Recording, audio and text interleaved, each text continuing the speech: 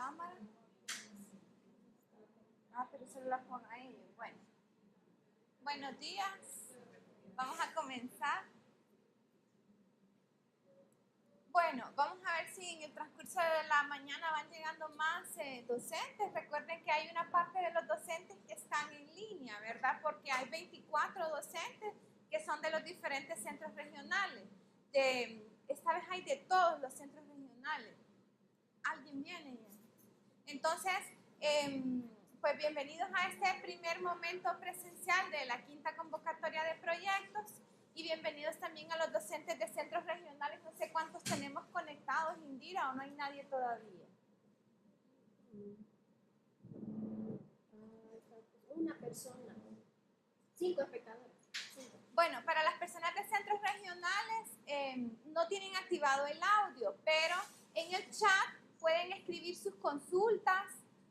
En el momento que yo les voy a decir que es el momento de consultas, ustedes pueden escribir en el chat las consultas. Y también si no escuchan o tienen algún problema, escriben en el chat y la compañera Indira va a estar pendiente de las consultas de los centros regionales. Bien, quiero comentarles que de la convocatoria fueron seleccionados 66 docentes, 24 de esos fueron de centros regionales y el resto de ciudad universitaria. Estos momentos presenciales no son obligatorios, ¿verdad?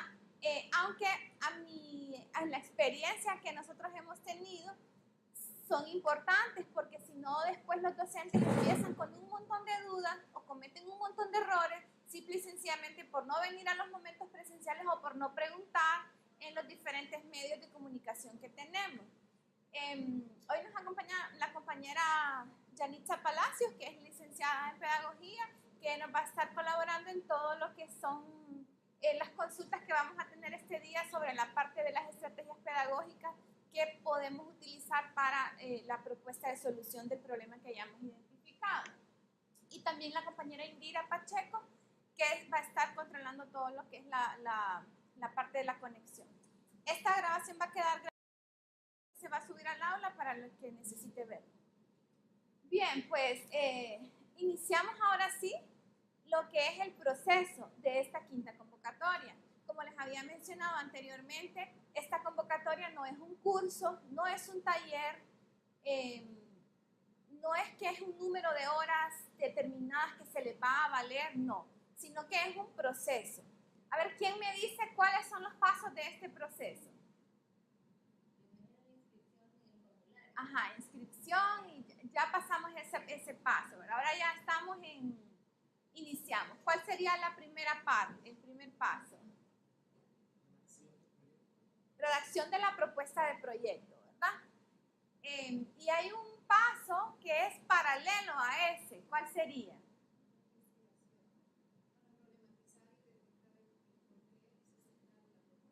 Sí, esa es parte de la propuesta, pero acompañando en las mismas fechas este proceso de redacción de la propuesta que dura como 2 meses y 15 días porque la propuesta tiene que estar subida el 14 de julio. Y en ese mismo tiempo vamos a tener un proceso de ¿qué? Sí, va a haber un espacio virtual, ¿verdad?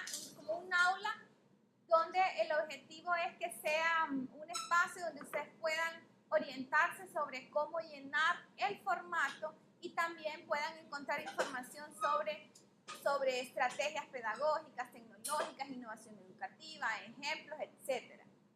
Y ese va a estar habilitado todo el tiempo que dure la convocatoria, ¿verdad? Y en ese espacio es donde ustedes van a subir su propuesta. ¿Cuál sería el siguiente paso una vez que ya están las propuestas? Dice que hay un proceso de investigación-acción. Eso va inmerso dentro del Sí, sí. Todo el proyecto en sí es un proyecto de innovación educativa, pero bajo una metodología de investigación-acción. Se transversaliza todo lo que desde que se diseña la propuesta hasta que se obtienen los resultados. Sí, el siguiente paso sería la evaluación de las propuestas. Entonces va a haber un comité científico que es el que va a evaluar las propuestas. propuestas son aceptadas porque justamente para evitar rechazar las propuestas es que hacemos este periodo anterior, ¿verdad? En el que explicamos y ponemos formatos, explicaciones, videos, para que esas propuestas estén redactadas lo más cercano a lo que nosotros esperamos, ¿verdad? Y así ustedes no estén como perdiendo su tiempo o en el aire que no saben ni qué es lo que van a escribir. Entonces casi todas las propuestas son aceptadas, casi. Algunas son aceptadas y se les pide que hagan ciertos ajustes o modificaciones, ¿verdad? Pero casi todas las propuestas son aceptadas. Después de este proceso de selección de propuestas, ¿qué paso sigue? Que ya seleccionamos y les notificamos su propuesta fue aceptada. ¿Qué paso sigue?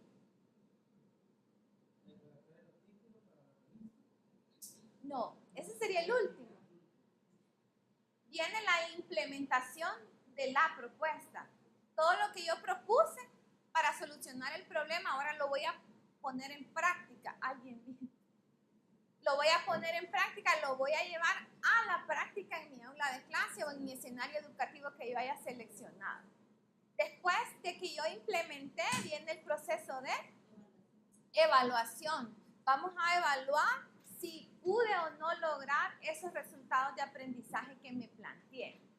Y después de la evaluación viene la redacción del informe final y el artículo y lo que es la exposición en la jornada de innovación educativa. Entonces, preparamos el espacio virtual. Ustedes solo tienen que entrar al campus virtual de la UNAM. ¿Hay alguien que nunca ha entrado al campus virtual de la UNAM? Ok, entonces ustedes entran al campus y ya los matriculé. Les va a aparecer donde dice cursos matriculados este código que dice DIE-PIE 2019. Ahí es donde ustedes van a entrar.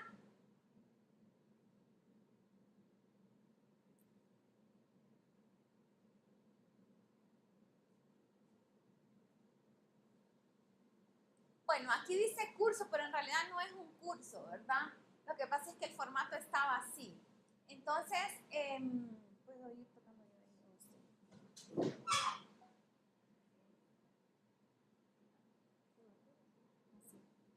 Entonces, si se fijan, tenemos como unidades. Aquí la tengo en modo, póngame en modo alumno.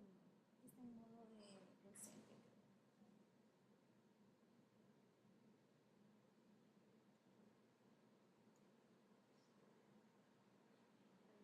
Ahí está. Entonces, van a ver ustedes que tenemos unidades por ponerle un nombre, porque pueden ser módulos, unidades, bloques, como quieran. Entonces, tenemos una introducción y en esta introducción es importante lo siguiente.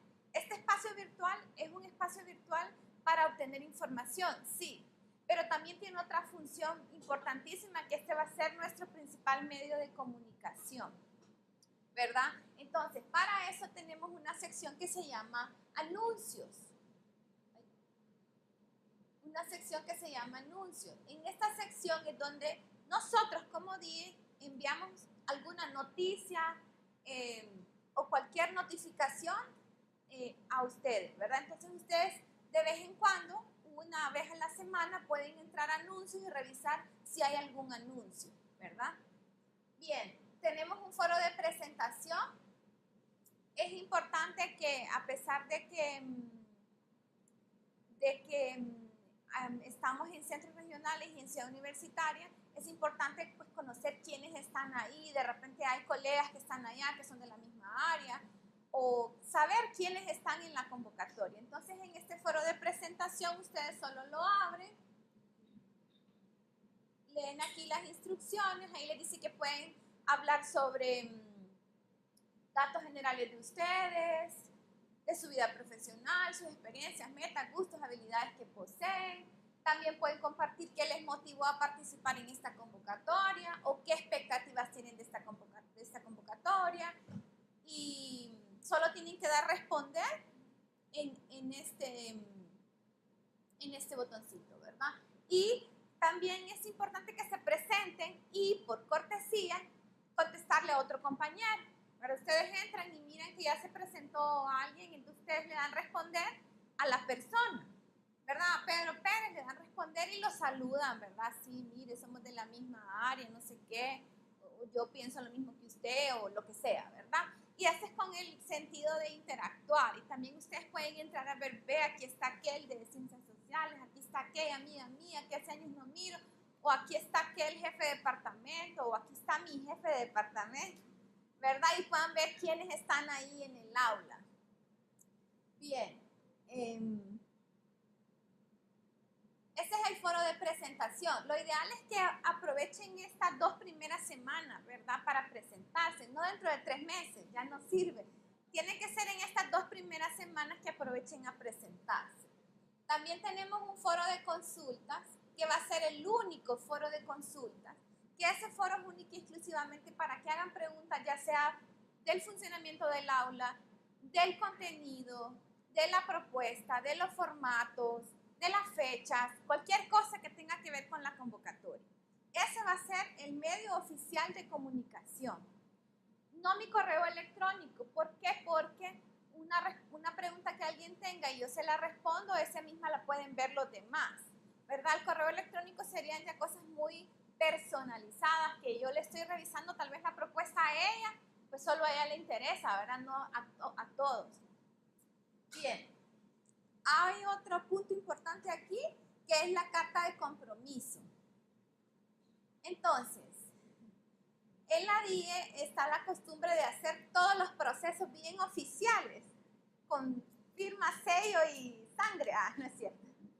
Entonces, tenemos aquí una carta de compromiso que todos tienen que leer, firmar y subir.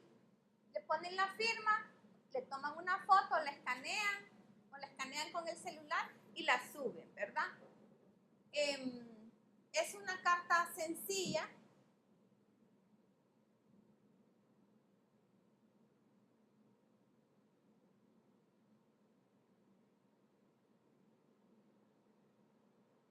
Entonces, ya sabemos que todos ustedes tienen el tiempo para esto porque ya hubo una encuesta previa donde se les preguntaba hasta la fecha de casado, ¿no es cierto?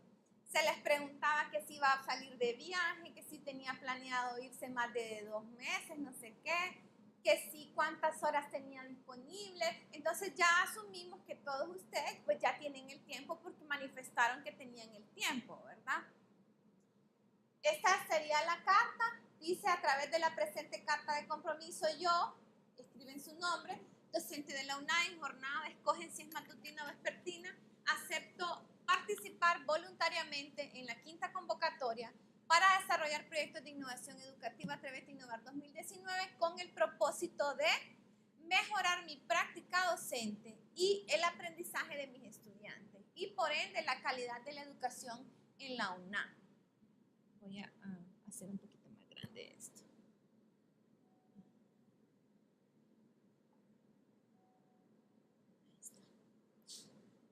En ese sentido, me comprometo a cumplir con ética y responsabilidad todas las fases de la convocatoria que se especifican en el siguiente calendario y así completar el ciclo de innovación educativa.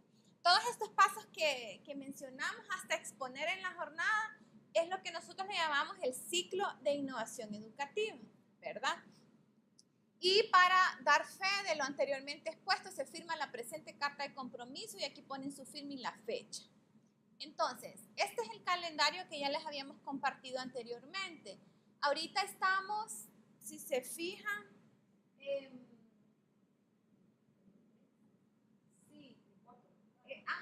ya está la notificación, la instrucción virtual de cómo redactar una propuesta, ya está habilitado el espacio virtual.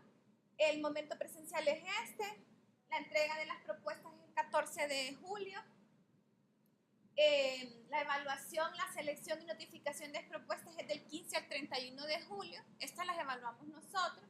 Y luego viene otro momento presencial 2, que es el 2 de agosto, para que ya vayan apuntando en su agenda, ¿verdad? Y luego, ¿qué sigue después de esto? Después de esto, sigue el proceso de implementación. Esta es la fecha de las etapas de implementación, documentación, divulgación y publicación.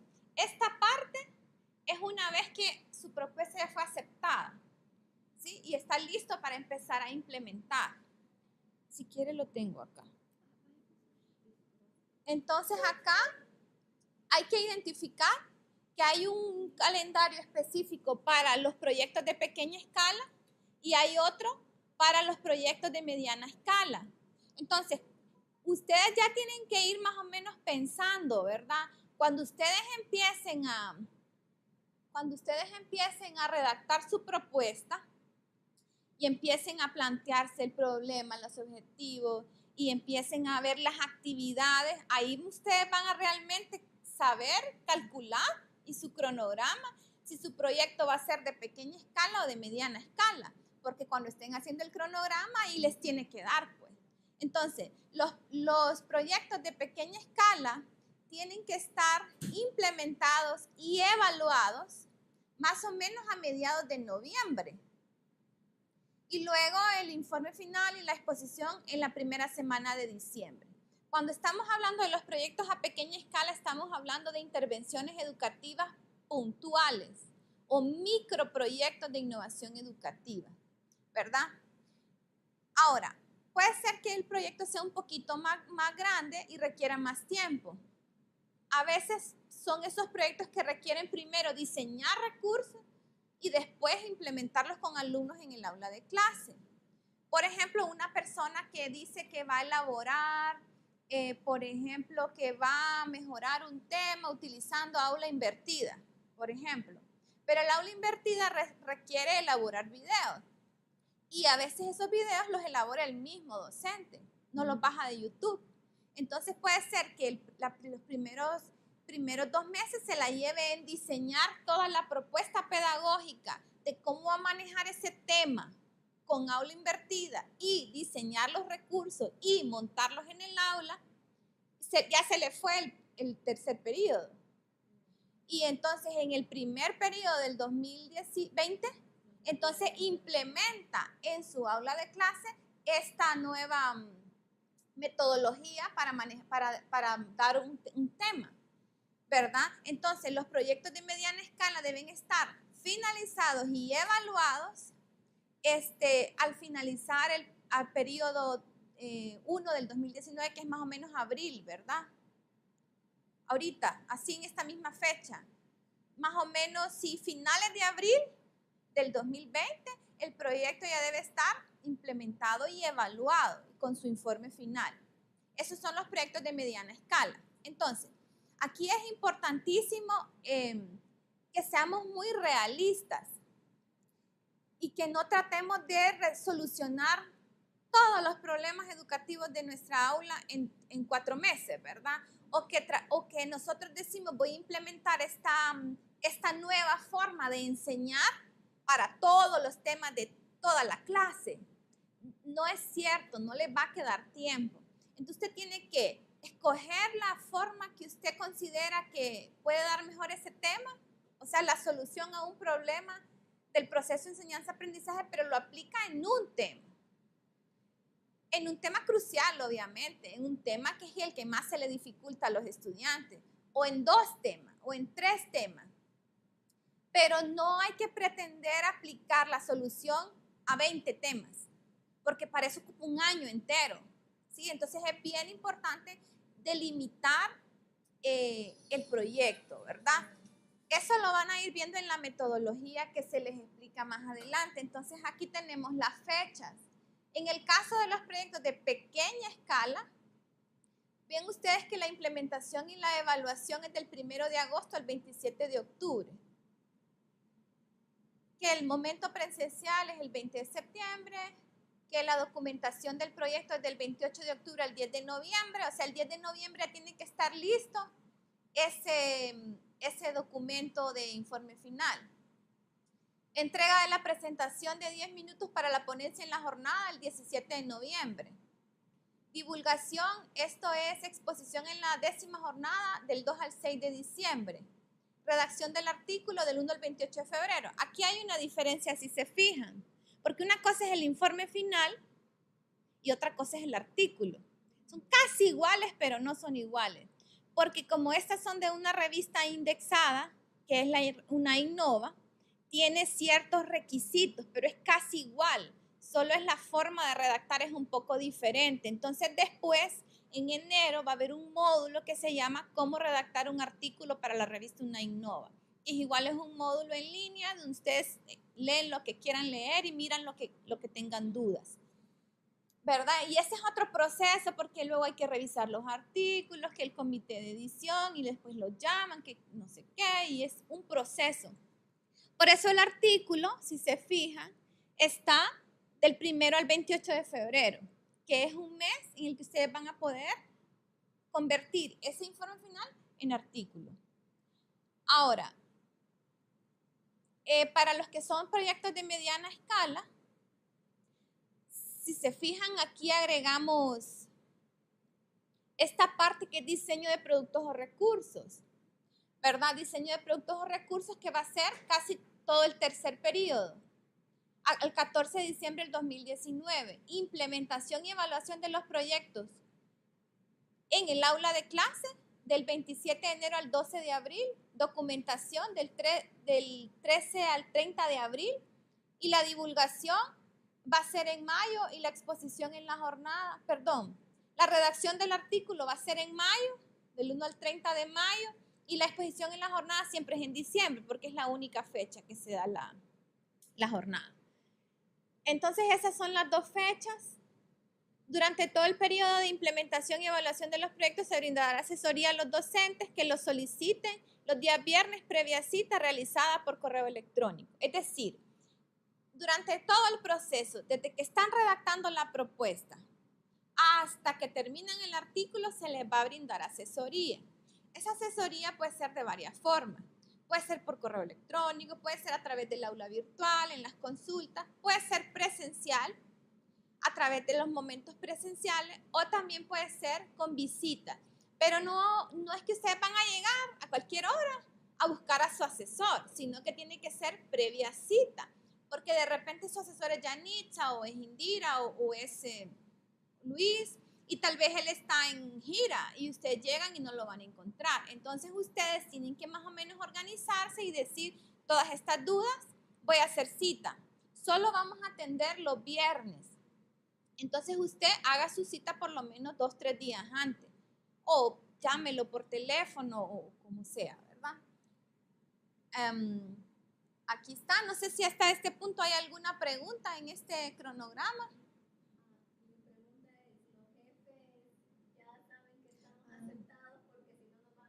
Sí, ese es el siguiente paso. Entonces, vamos a ver, voy a minimizar esto. Ustedes van a subir aquí su carta y la fecha límite es el 20 de mayo, ¿verdad?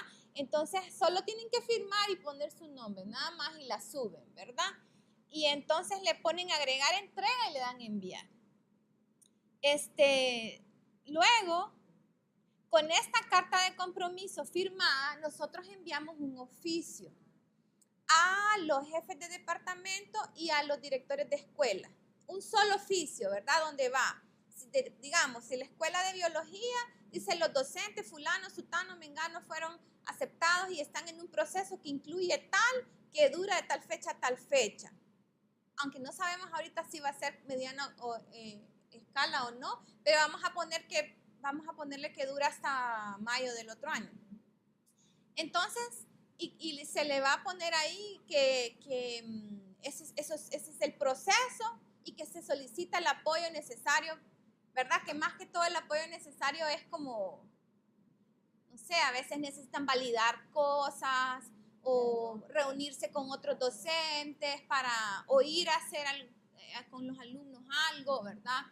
No nos referimos a apoyo financiero ni nada de eso, sino que apoyo, ¿verdad? Y también es importante, recuerden que estos proyectos no son del profesor. Estos proyectos, claro que son de autoría del profesor, pero son para el departamento académico. O sea, todo aquello que usted haga, la idea es que luego lo usen otros profesores, que lo repliquen otros. No es que usted decir, no, esto es mío y a nadie se lo presto. O sea, si van con esa mentalidad, ya ya plancharon, ¿verdad? Porque no es ese el fin. Plancharon, como dicen coloquialmente. Bueno, Ahí está la carta de compromiso. Este es el video explicativo que ya habían visto ustedes antes de la quinta convocatoria. Esta es la convocatoria de proyectos, la misma. Si alguien no la ha leído, por favor léala, porque a veces me hacen preguntas que están ahí, ¿verdad? Entonces léanla. Y este es el mismo cronograma que ya les mostré, por si tienen dudas de las fechas y los procesos. No sé si en centros regionales hay alguna pregunta y podrían escribirla en el chat.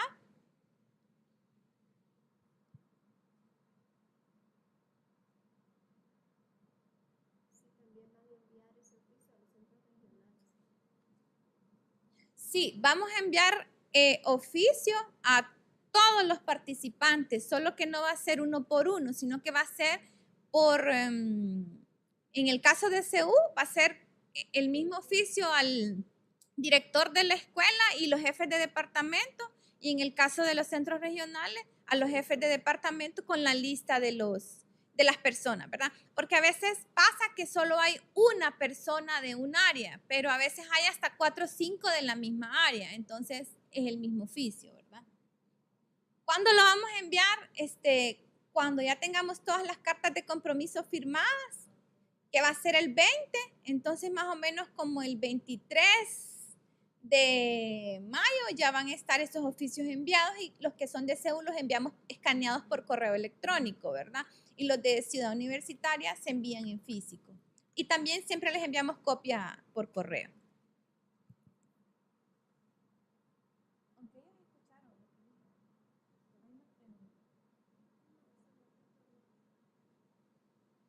Bueno, entonces, aquí hay, ya pregunté si habían preguntado. Vaya, ajá, ahora vamos otra vez al aula. Bueno, eso es lo que encuentran en esta parte que dice introducción. Ahora vamos a pasar aquí a la unidad 1. ¿Qué es lo que tenemos aquí? Esto es como lo más importante, es la propuesta de proyecto de innovación educativa. Aquí está el formato 001 de proyectos de innovación educativa y lo he puesto en formato de Word y en PDF.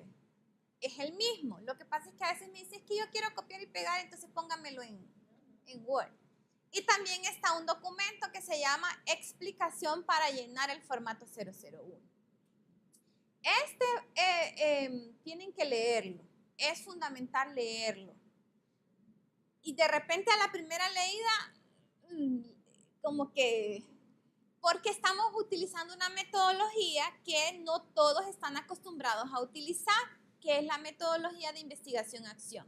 Me preguntan, ¿estos son proyectos de investigación científica? No.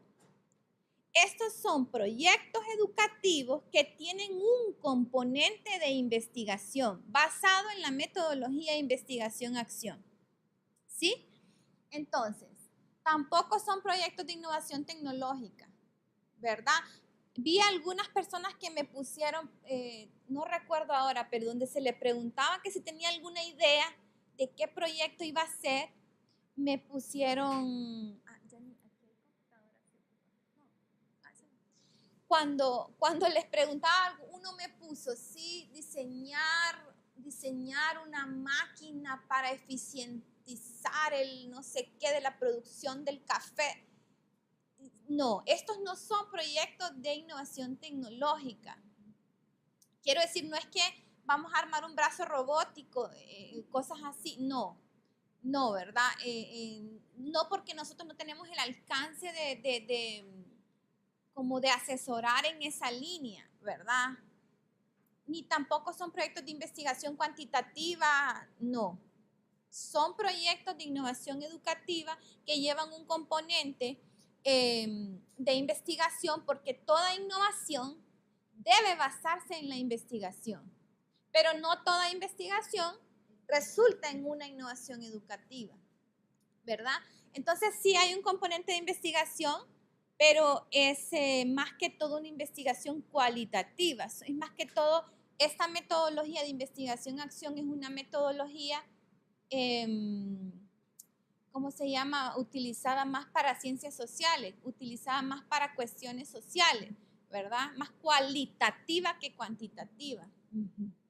Bien, Entonces, antes de mostrarles lo que hay acá, me voy a ir a las otras unidades para que vean qué es lo que hay ahí. Entonces, esta primera unidad sí tienen que leérsela así como que de pe a pa y varias veces, ¿verdad? Pero ya las otras no necesariamente, ¿verdad? ¿Qué es lo que hay en la unidad 2? Está todo sobre la investigación-acción. La investigación-acción es una metodología para transformar la práctica docente. Es decir, nosotros vamos a investigar por qué se da un problema. Yo digo que este es un problema, pero ¿yo en qué me baso para decir que ese es un problema? Ah, porque mire, yo he recolectado las notas de mis estudiantes desde hace 3 periodos y entonces aquí se ve claramente tal cosa. O no, mire, es que yo hice una encuesta de 5 minutos a mis estudiantes y les pregunté por qué se les dificulta tanto este tema de vectores y matrices, o qué sé yo. O yo pregunté, porque no es que hay que encuestar 5,000 estudiantes y después tabular no sé qué. No, usted está en su aula de clase y usted dice, el tema de respiración celular es por donde todos se bajan su nota y tienen problemas. Entonces yo digo, bueno, ¿qué está pasando aquí? ¿Será que es la metodología de enseñanza que estoy usando? Yo no sé. ¿Será que es que el alumno no lee? ¿Qué será? Yo no lo sé. Entonces, si usted me dice, no, es que el problema del tema de respiración celular es que el alumno es un haragán. No, no puede ser eso, ¿verdad? Usted tiene que investigar, indagar qué es lo que está pasando, cuál es la razón por la que el alumno no está respondiendo en el tema de investigación-acción. Perdón, en el tema de respiración celular. Entonces, usted le puede preguntar, la metodología que el maestro utiliza o qué considera usted, el tema es muy difícil, es muy poco el tiempo, los videos, los recursos no son didácticos, no sé, no sabemos. ¿Qué dice el alumno? Usted no puede decir, no, mire, es que el problema es que el alumno no le gusta leer. ¿Tiene evidencias de eso que está diciendo? ¿De dónde saca usted eso? Que el alumno no sabe leer solo porque no, porque es cierto, a algunos alumnos no les gusta leer, pero no significa que esa es la razón por la que se da ese problema. Puede ser que es esa razón más otras 2 razones, más otras razones más. Que el alumno no tiene la cultura de leer, que el alumno es muy visual, tal vez, y usted le está dando solo cuestiones de lectura, como son los estilos de aprendizaje, Yani, si me ayuda.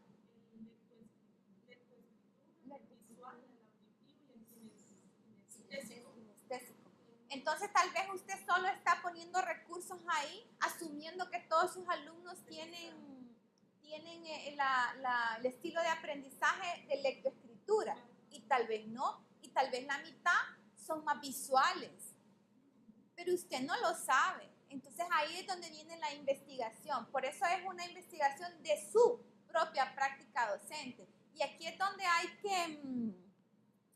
hay que quitarse complejos y cuestiones y autoanalizarse, autorreflexionar y preguntarle a los alumnos, ¿se comprende el tema? ¿Qué es lo que usted cree que está pasando? O sea, me explico, como quitarnos la coraza de, no es porque soy un mal profesor y por eso me estoy autoevaluando, no, sino que es con el objetivo de la mejora continua, porque el proceso, la educación es un proceso de mejora continua. Usted puede ser un súper profesor, súper actualizado este año y el otro año ya quedó desactualizado, porque estamos en un mundo tan cambiante y tan acelerado de información que más bien nos quedamos atrás por más que tratemos, ¿verdad? Pero a veces no es importante tener tanta información, sino que aplicarla. Bueno, entonces, aquí tenemos algunos recursos. Que todo lo de la metodología de investigación-acción, esta es la más corta. Es un resumen que nosotros hicimos. Aquí le voy a poner que es un resumen. Luego este es un libro que se llama así. Orientaciones metodológicas para la investigación. Aquí hay algunos videos. Aquí hay un video de la hipótesis de acción. Esto no es que se lo tienen que leer todo, pero puede ser que hay alguien que ni idea tiene de qué es la investigación-acción y quiere saber. Entonces ahí usted escoja cuál es el recurso que más le gusta y lo mira, ¿verdad? O lo escucha. Luego tenemos la unidad 2, que aquí se las va a explicar mi compañera Yanitza. 3, perdón. 3. Perdón. Sí, esta se la va a explicar Yanitza. No, mentira, no es esta. La de Yanitza es la 4. Esta es otra unidad que hemos puesto que se llama ¿qué es innovación educativa? Porque pasa también que a veces tenemos una noción de lo que es innovación educativa, pero no sabemos realmente qué es la innovación educativa, ¿verdad? Entonces aquí les puse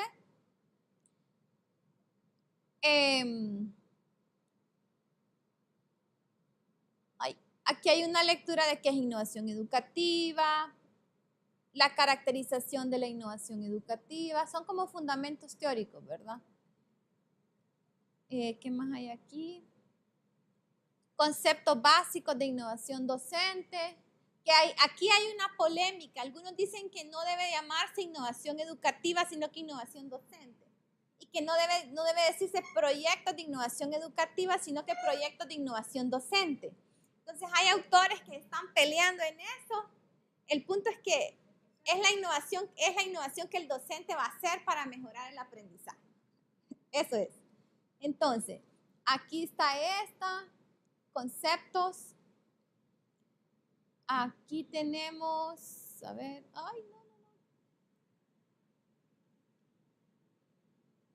un resumen de cuáles son los criterios de la UNESCO para caracterizar una innovación educativa. Ya está eso establecido, ¿verdad? La UNESCO ya tiene sus criterios que son como estandarizados para caracterizar una innovación. Ya hay, ¿cómo se llama? Instrumentos para medir si un proyecto es innovador o no.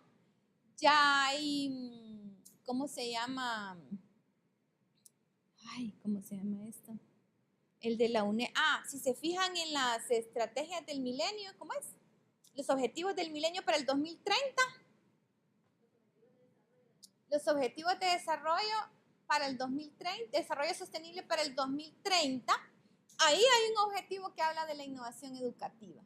Por eso es que todo eso tiende a haber instrumentos para medir cómo sabemos que estamos innovando, cómo sabemos que un proyecto es innovador o no, etcétera. Entonces aquí hay unos criterios, no los vamos a cumplir todos, ¿verdad? Porque aquí es importante entender también que una innovación no es algo que yo hice en 3 meses. De repente, para que se convierta en una innovación institucionalizada, me puede llevar 5 años. O sea, que vengo yo y la hago en mi aula. Después otro docente la hace en su aula y la mejora. Después la hacen todos los docentes de ese departamento y se vuelve como, se oficializa en ese departamento, ¿verdad? Y después esto viene y se hace más grande y entonces pasa a los centros regionales. Y después se institucionaliza en toda la universidad. Y después se modifica el plan, el diseño curricular de la asignatura ya metiendo eso. Pero eso me puede llevar 3, 4 años, ¿verdad? Entonces, cuando son esos proyectos así, es que ya se pueden aplicar todos estos criterios, ¿verdad? Nosotros ahorita vamos a hacer como un pasito del proceso de innovación educativa, ¿verdad? Que inicia, pues, haciendo algo en el aula, ¿verdad? Aunque a veces puede empezar al revés. A veces puede empezar, la institución tiene un proyecto y lo baja hacia las aulas. También puede pasar. Bueno. ¿Qué más tenemos aquí? Sí, hay videos interesantes. Por ejemplo, los que tienen planeado hacer proyectos de pequeña escala tienen que ver este video que se llama innovación basada en las rutinas docentes o innovación a pequeña escala. Aquí hay unos videos para reflexionar. Aquí, este es importantísimo. Hay un video que se llama La reflexión en la práctica docente. Y yo lo he visto como 4 veces y la verdad es que nos pega, pero al dedillo, ¿verdad? Y nos hace quitarnos esa mentalidad de que si yo reconozco que tengo un problema en mi aula es porque soy mal maestro, porque entonces estoy reconociendo que no puedo. No es esa la mentalidad, ¿verdad? Todo lo contrario. Si yo reconozco que hay un problema en el proceso de enseñanza-aprendizaje, o una necesidad, o un vacío, o un cambio que se tiene que hacer en mi práctica docente, soy muy buen docente porque estoy reconociendo que tengo que mejorar y no al revés. Entonces este video, véanlo, porque sí pega un poco. También es importante, que ya se los había mencionado antes, porque siempre queda esa duda. ¿Será que este proyecto que yo estoy redactando realmente le está pegando hacia una innovación educativa? ¿O están ya implementando y dicen, ¿será que realmente esto es una innovación educativa? Y ya finalizaron el informe y dicen, ¿será que realmente esto era una innovación educativa? Y se quedan con aquella duda. Entonces, lo mejor es tenerlo claro desde antes de redactar la propuesta. Desde antes de redactar la propuesta. Entonces, aquí, como les había mencionado antes, ya sea que mi proyecto es muy chiquitito o muy grande, lo que me va a decir a mí si ese proyecto fue una innovación educativa o no, ¿qué es?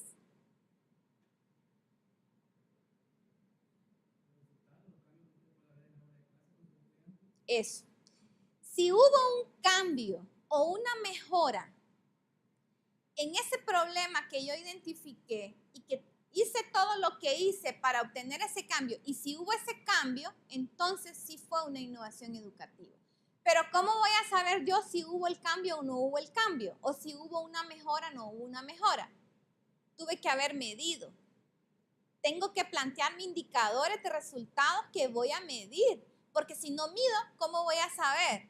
Y ahí es otro talón de Aquiles que hemos encontrado, que hay deficiencias en cómo evaluar el impacto educativo y hay deficiencias en cómo redactar indicadores de resultado, cómo medir el indicador, y esa parte ahí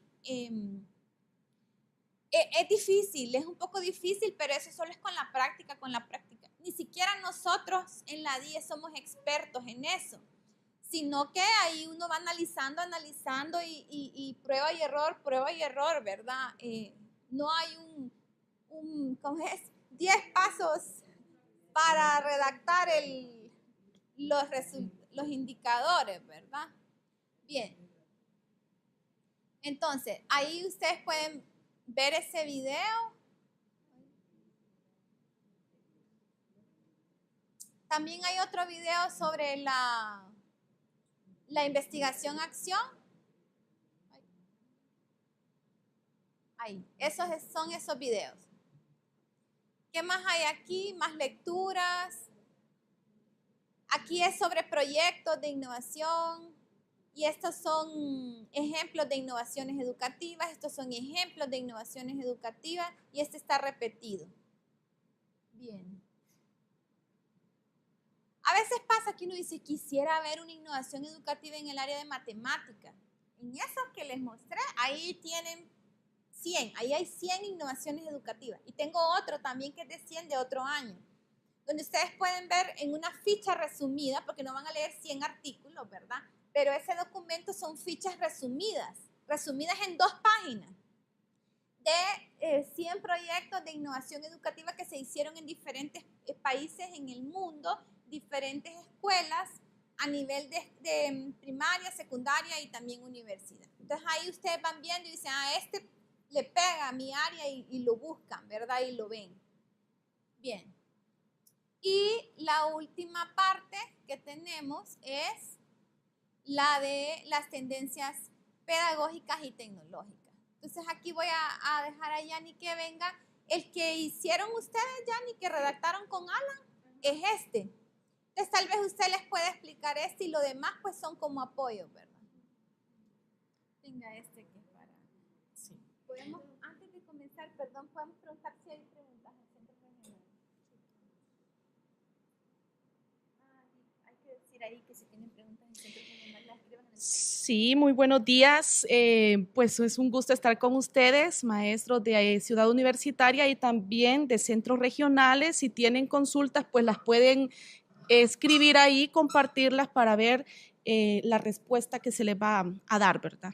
Bueno, pues creo que ustedes están estrenando una nueva versión de esta convocatoria de proyectos. Creo que está renovado para ustedes. Han habido algunos cambios porque también así como vamos evaluando, vamos viendo, creo que también Sonia ahí va viendo las mejoras que puede hacer y es nuevo desde la forma en que ustedes van a navegar y como más ordenado, lo veo más bonito el curso, ¿verdad?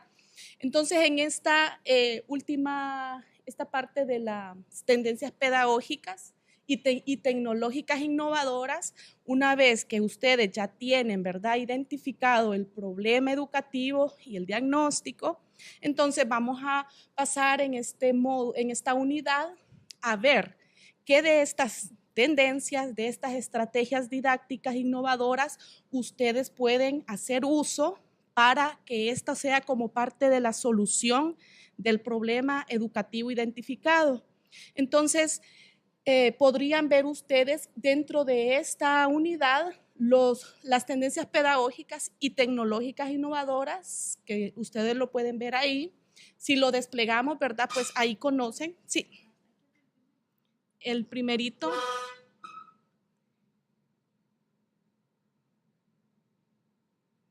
Está como un documento PDF también para que ustedes lo puedan descargar, verlo como un poquito más despacio, leerlo. Incluso pueden por su propia cuenta ir a investigar a profundidad sobre la estrategia didáctica que ustedes quieren aplicar como una forma de la solución al problema que ustedes han identificado. Entonces, podrían decir, yo quiero utilizar la estrategia didáctica o esta tendencia de gamificación, pero hay que conocer qué implica poder llevar allá a la realidad lo que es esa tendencia, qué voy a necesitar, qué es lo que se requiere. Entonces, es importante que ustedes sepan, ¿verdad?, en qué consiste, cómo se lleva a cabo. De repente, más bien ustedes ya tienen, como en la práctica, ya la han hecho, pero al leerlo aquí ustedes podrán decir, yo he utilizado ya esta tendencia, pero aquí le podrán dar más herramientas, cómo voy yo a combinar, por ejemplo, el ABP, aprendizaje basado en proyectos, aprendizaje basado en problemas, gamificación, aprendizaje profundo o aprendizaje por descubrimiento, o el aula invertida, que creo que nos llama mucho la atención, pero en realidad, ¿cómo la voy a aplicar yo? ¿Cómo si es aula invertida? O porque puedo decir aula invertida y no lo estoy aplicando bien. Entonces aquí pueden ustedes echar un vistazo, leerlo. Aquí pues hay un...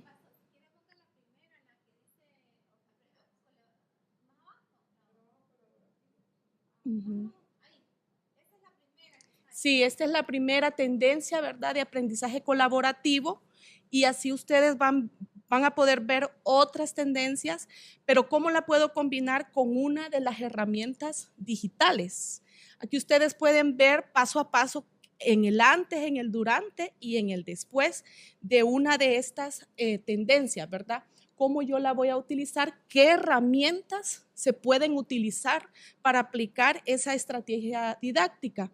Entonces, en esas herramientas ustedes pueden ver, por ejemplo, que pueden usar la plataforma educativa Moodle, pueden utilizar Padlet, pueden utilizar Kahoot, Google Drive, pueden ser desde recursos de lo más fácil, ¿verdad?, o algo más que implique más tecnología, por ejemplo, la realidad aumentada, que ya ustedes, si dicen, bueno, yo quiero un proyecto para hacer gamificación y quiero aplicar que los estudiantes pues miren algunas imágenes en versión tridimensional, pero no es tan sencillo, necesito alguna tecnología, ¿verdad? Ahora hay unos lentes que podemos utilizar. El caso es que es necesario saber, conocer muy bien en qué consiste el aprendizaje basado en problemas, pero si yo ya lo quiero aplicar junto con una herramienta tecnológica, ¿qué necesito, verdad?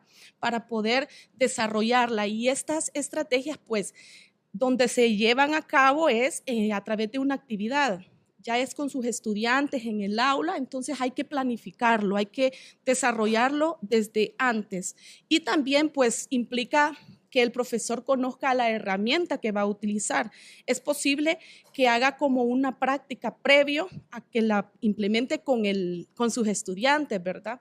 Y darse cuenta de cómo tiene esas potencialidades, qué es lo que va usted a aprovechar combinada con la estrategia. Porque nos ha ocurrido que el profesor dice que va a usar aula invertida, pero como que no plasmó bien la idea, ¿verdad? Lo dijo que eso lo iba a utilizar, pero al final, y eso pasa ya cuando se está revisando, que no hay, que la estrategia que dijo que iba a utilizar no está evidenciada con lo que va a desarrollar finalmente, ¿verdad? Entonces, creo que eso es importante tenerlo en cuenta a través de que ya identificó su problema, ya lo diagnosticó. Entonces, eso va combinado con esos estilos de aprendizaje que Sonia mencionaba, ¿verdad? Si el problema se debe a que su alumno no es de los que quiere estar ahí sentadito y que le estén, o incluso ver videos o estar solamente escuchando o viendo algo, sino que él necesita hacer algo. Entonces usted podría decir, estos alumnos, mejor con un proyecto donde lo voy a llevar desde inicio hasta fin de periodo, pero que él vaya haciendo y se vaya evaluando, ¿verdad? Y ver qué herramientas ahora con la plataforma se puedan utilizar, ¿verdad? La plataforma como herramienta tecnológica, pero que dentro de esas hay variedades, ¿verdad? Pero que habría que explorarlas. Hay un sinfín, cada día están saliendo nuevas herramientas, entonces como ver qué funcionalidades tienen combinadas con esa estrategia didáctica innovadora. Entonces, esas estrategias también van plasmadas dentro de su proyecto, dentro de su diseño de proyecto, ¿verdad?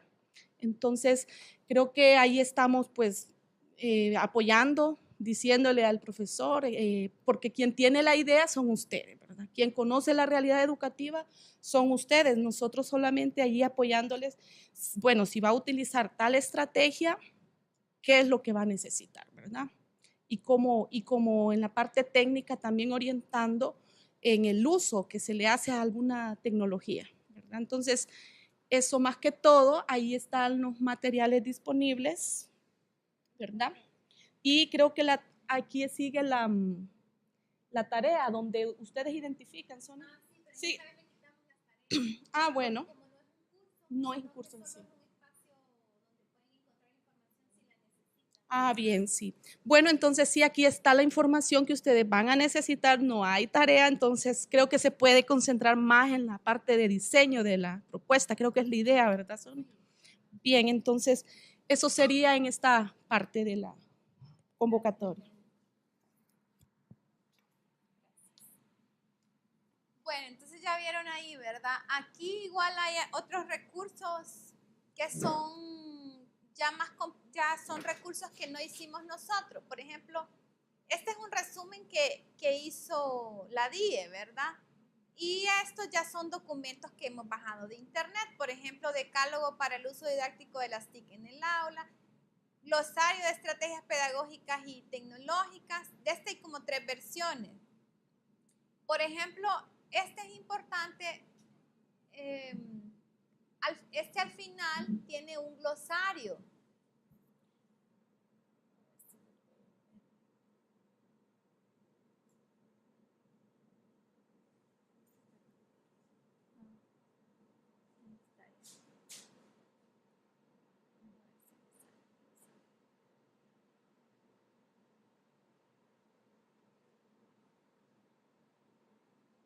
Bueno, mientras carga, en este punto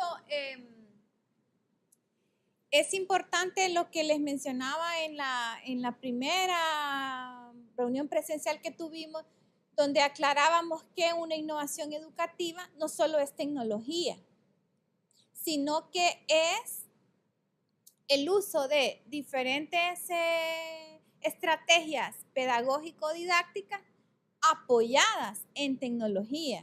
Y cuando hablamos aquí de tecnología nos referimos desde aplicaciones informáticas web gratuitas y abiertas en línea, como esta de Padlet, Kahoot y todas esas, hasta ya software que se compran y que son más sofisticados y que necesitan aprender a usarlo, ¿verdad? Porque Padlet, uno tocando ahí le aprende, o viendo un video tutorial, ya sabe. Pero ya hay otros software que son mucho más complejos, ¿verdad? Y que necesitan aprender a usarlos. Entonces, aquí en este glosario están todas las diferentes tendencias pedagógicas que a veces uno ni sabía que existen. O uno dice, ve si eso es lo que yo hago. Pues sí, pero otro le puso nombre y lo publicó. Usted, ¿verdad? Y uno dice, ve si esta yo la tengo 10 años de hacerla. Pues sí, pero no la publicó usted, ¿verdad?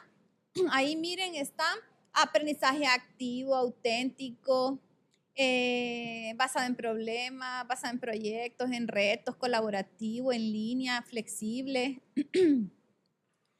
híbrido, invertido, justo a tiempo, vivencial, aprendizaje de servicio, cátedra presencial, que la hemos satanizado a la pobre cátedra presencial, ¿verdad? No significa que la cátedra presencial esté pasada de moda o que sea una mala estrategia, no. No, lo que pasa es que si usted solo eso utiliza todo el tiempo, todos los días y de remate unidireccional, ahí sí está malo, ¿verdad? Ahí sí está malo, pero si usted combina la cátedra presencial con aprendizaje activo y otras actividades de aprendizaje significativo, puede ser muy bueno, ¿verdad? No. Sí, o sea, si usted utiliza... ¿Sí? Si usted utiliza la cátedra presencial y usted logra que los logros de aprendizaje que se planteó se cumplan, significa que los alumnos están entendiendo, están aprendiendo, ¿verdad? A lo que hay que analizar es cuando, por ejemplo, tenemos porcentajes de reprobación de más del 40%. Y analizar qué está pasando aquí. Aunque hay clases que eso es bien común, ¿verdad? Hay clases como la de matemáticas y eso, que no es que solo a un profesor le pasa, sino que al 99% de los profesores el porcentaje de reprobación es más del 40%. Entonces, obviamente aquí hay varios factores, ¿verdad? Que la base que los estudiantes traen del colegio es muy mala, sí, que no sé qué, pero también nosotros no podemos venir y decir, sí, vamos a resolver la base que traen del colegio. No podemos. ¿Vamos a cambiar el sistema educativo? No podemos.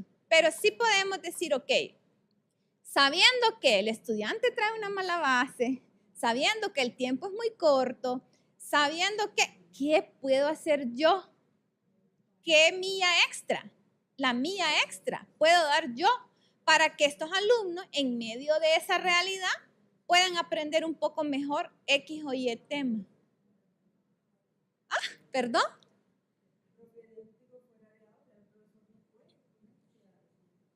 No, claro, no estamos hablando de un propedéutico, ¿verdad? Pero ahí es donde está el reto.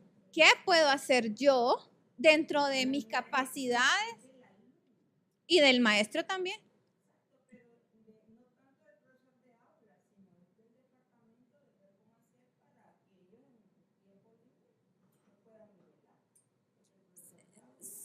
Sí, hablando de que se decida hacer algo propedéutico, pero aparte de un propedéutico, aquí esto es la mía extra del alumno, del docente y de la institución, ¿verdad? Y de la institución, porque son actores involucrados, no los podemos separar.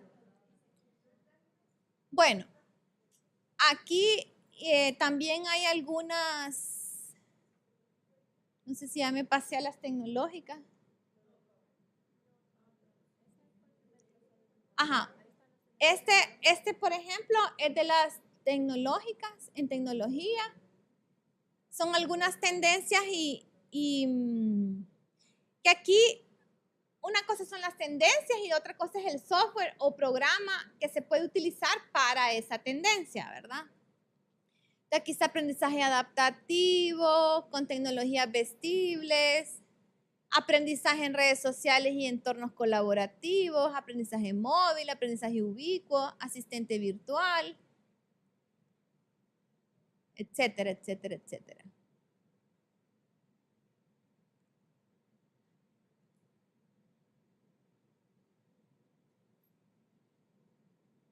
Bueno, ahí están esos ejemplos.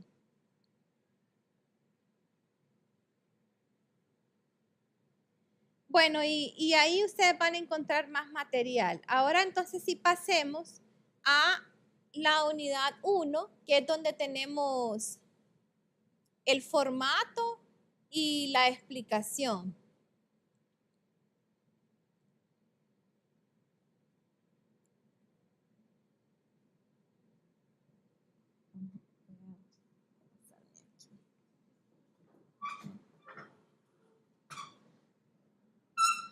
Entonces, el formato no es tan complicado. En realidad creo que lo que lleva más espacio son esas tablitas.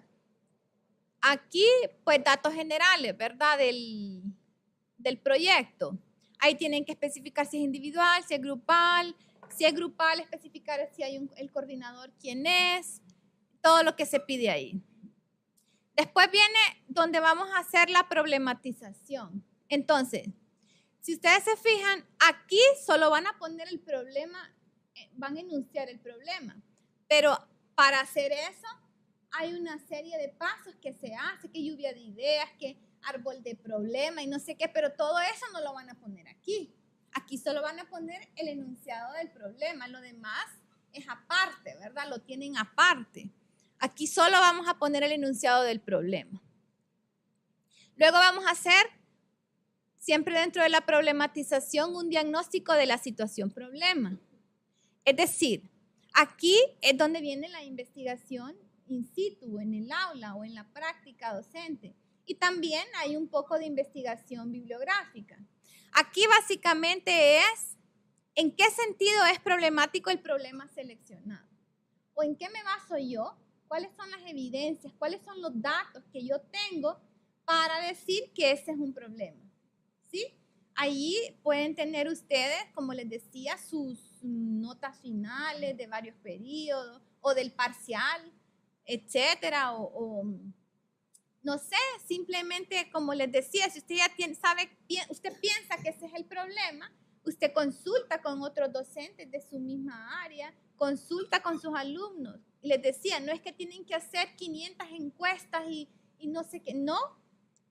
En la misma aula de clase, en la clase normal, ustedes pasan una encuestita escrita o si quieren en Google o como quieran y le hacen al alumno 2, 3 preguntas y ya. Estaba revisando el proyecto de una profesora que ya ha hecho varios proyectos y ella me estaba hablando de un tema de algo de mercado y de qué era este tema, de marketing y que los enemigos del marketing, no sé qué, en un producto y no sé cuánto. El caso es que ella dice que los alumnos no tienen recursos para visualizar eso, entonces vino ella y creó unos recursos. Creó como 3 recursos con una herramienta que se llama ThinLink. Entonces creó unos recursos donde en una imagen va viendo cada etapa y no sé qué, y unos videos. Y entonces ella puso todos esos recursos con la intención de que el alumno comprendiera mejor el tema. Entonces lo puso en el aula virtual.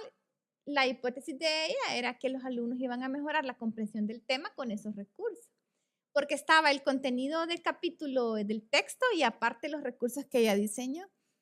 Y cuando ella saca los resultados, le aparece solo 22 de 44 alumnos ingresaron al aula virtual y los otros 22 no ingresaron. Entonces vino ella e hizo una pruebita presencial para evaluar ese tema específicamente. Entonces, hizo la comparación, cómo le fue en la pruebita a los 22 que sí vieron los recursos y cómo le fue en la pruebita a los otros 22 que no vieron los recursos, solo estudiaron del libro. ¿Y qué creen que pasó? Les fue mejor a los que no vieron los recursos. Les fue mejor a los que no vieron los recursos. Entonces, ¿qué pasa aquí? ¿Es que el proyecto está malo? No. ¿Eso es un resultado? Sí. Ahora lo que hay que recordar aquí en este punto, la innovación educativa es prueba y error. Es un proceso. Entonces, ahora, ¿cuál sería el siguiente paso? ¿Cuál sería el siguiente paso, verdad? Que para lograr que ese proyecto haga que todos pues mejoren su aprendizaje. Entonces le digo yo ahora, tiene que replantearlo. No es que esté mal. Partiendo de aquí, usted tiene que analizar qué pudo haber pasado, ¿verdad? Entonces, la innovación educativa no es que les va a salir perfecto a la primera, ¿verdad? Bien. Sí. Sí, correcto. Sí. Bueno, entonces también importante recordar que volvemos, ¿verdad? Que puede haber una innovación educativa en el aula sin necesidad de tecnología, sí puede haber. Lo que pasa es que, como les mencionaba antes, estamos en esta era digital del conocimiento y todo, y casi todo, si es que hasta vayan ustedes a comprar un microondas, una refrigeradora, todo eso de, ¿cómo se llama esto? De que el internet de las cosas, que uno va a poder programar la refri, el micro y no sé qué, y ahora con el celular usted puede encender el aire y todo. O sea, la tecnología nos ahoga. Entonces, es la mayoría, no todas, pero la mayoría de las innovaciones educativas se apoyan en tecnología. Pero no significa que no pueda haber una innovación educativa que no use tecnología.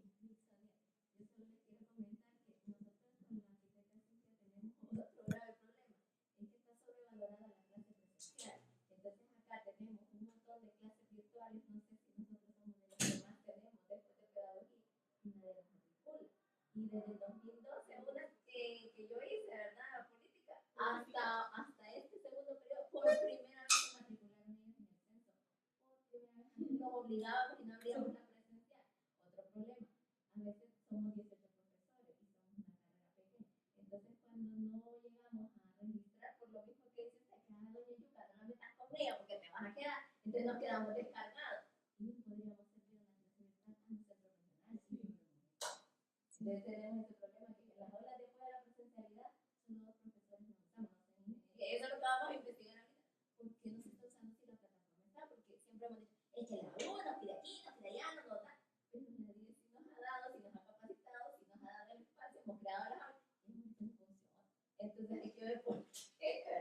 Mi problema. Sí, es una cuestión de cultural. Sí. Se han establecido, por ejemplo, en los centros regionales que no hay suficientes aulas. Entonces los directores han pedido las clases las generales en línea, ¿vayan? Generales en línea porque no hay aulas y son muy pequeños los centros. Entonces se abren las clases en línea general y no se matriculan los estudiantes. ¿Qué pasa? Claro, es que es un estudiante que toda su vida ha llevado presencial y tiene miedo de llevar una clase virtual. Entonces hay que hacer toda una campaña de comunicación, de sensibilización, de chinearlo y de convencerlo para que matricule la clase en línea, que no tenga miedo, no sé qué. Y así como hasta los 3 periodos ya empiezan a matricularse. Ya empiezan a matricularse 10, 20, 30 y así. Pero eso es normal. Bueno, entonces sigamos con ¿verdad? Entonces aquí vamos a hacer el estado del problema o diagnóstico. Diagnóstico de la situación problema. Entonces les comento que no hay un formato oficializado o no van a encontrar ustedes en los libros un formato específico del diagnóstico de la situación problema. Nosotros les ponemos aquí un formato sugerido, pero básicamente lo que hay que responder es en qué sentido es problemático el problema seleccionado. ¿En qué datos o evidencia se basa usted para afirmar el problema seleccionado? Entonces aquí se les dice que puede incluir la respuesta a algunas de las siguientes preguntas orientadoras. Entonces le sugerimos colocar unas palabras clave, describir el problema, explicarlo con esas preguntas, ¿verdad? ¿En qué sentido es un problema? ¿Cómo afecta la enseñanza y el aprendizaje? ¿Cómo es percibido por los estudiantes, docentes, institución? Porque en esta metodología de investigación-acción, para todo usted tiene que tomar la opinión de los alumnos, de otros docentes y de la institución. Y cuando habla de la institución se refiere a los jefes, coordinadores, u otros colegas, etc. Aquí que explique, y hay una parte, el contexto en que tiene lugar el problema. Aquí hay que hablar del escenario educativo, los actores, los antecedentes del problema, y esta sí es importantísima, es la situación deseable. Es decir, sé cuál es el problema, pero ¿a dónde quiero llegar? La situación deseable es cuál es el cambio mejora que usted desea. ¿Cuál sería la situación deseable a corto o mediano plazo? Y de repente usted va a decir, ay, no, es que la situación deseable es que tenga un índice de reprobación menor al 10%. Sí, pero para lograr eso tal vez le va a llevar 2 años. Entonces hay que tener aquí claro la situación deseable a corto plazo, mediano plazo y largo plazo, ¿verdad? E incluso a muy corto plazo. Ese sería el formato. La explicación está en el otro documento. Luego vamos a redactar los objetivos específicos y los resultados esperados, y para eso se va a utilizar la técnica del árbol de objetivos. Opcional, ¿verdad? Si quiere la usa y si no, no la usa. Pero la verdad es que esa técnica sirve muy bien para delimitar y no perderse. Está explicado en el otro documento. Luego vamos a hacer el planteamiento de la hipótesis de acción o solución propuesta. La hipótesis de acción es como la estrategia, ¿verdad? Es como la acción que yo decido utilizar para mejorar el problema. Entonces acá, sí, van a poner el problema que ya identificaron, cuál es el campo de acción que van a seleccionar. Los campos de acción son los que ya están establecidos en la convocatoria, que son 3, ¿verdad? Innovación pedagógica, tecnología educativa e innovación social. Están explicados por ahí, ya se los voy a enseñar. Entonces aquí ustedes colocan la hipótesis, que tiene 2 partes. O sea, la hipótesis se parte en 2, pero es una sola. Una parte que es la acción y la otra es el resultado. Es decir, voy a hacer esto para obtener esto, y esa es mi hipótesis. Eso está explicado en el otro documento. Para poderlo entender y llenar, tienen que leer el otro documento. Luego vamos a hacer la fundamentación teórica del proyecto. Me preguntarán, ¿el diagnóstico es lo mismo que el marco teórico? Sí, no. Una parte de lo del diagnóstico les va a servir para la fundamentación teórica. Aquí vamos a fundamentar más que todo la solución. Si yo digo, bueno, entonces para esta clase yo lo que voy a hacer es esto, voy a usar esta estrategia y voy a usar esto, pero entonces yo tengo que ahora defender por qué pienso yo que el aprendizaje colaborativo con el aprendizaje basado en proyectos, utilizando OneDrive o Google Drive o lo que sea para trabajo colaborativo, es la mejor opción para este problema, ¿verdad? Que han hecho otros docentes de aprendizaje colaborativo en matemáticas o en química o en biología, cómo lo han manejado. Entonces, aquí esa es la fundamentación. Se hace una investigación bibliográfica para fundamentar la solución propuesta, ¿verdad? Y esto no debe pasar de 1000 palabras. O sea, ese es el máximo. Ese es el máximo. No necesariamente tienen que llegar a 1000 palabras. Y por supuesto tiene que estar referenciado con normas APA. Luego viene ya el plan de acción, ¿verdad? El plan de acción, donde aquí ustedes van a ir colocando las acciones en este cuadrito, ¿verdad? Las acciones generales, aquí las tareas específicas, el responsable en el caso de que sean grupales, y también a veces, digamos que en un grupo son 5 los que están haciendo el proyecto. Pero aparte tienen colaboradores, también los pueden incluir.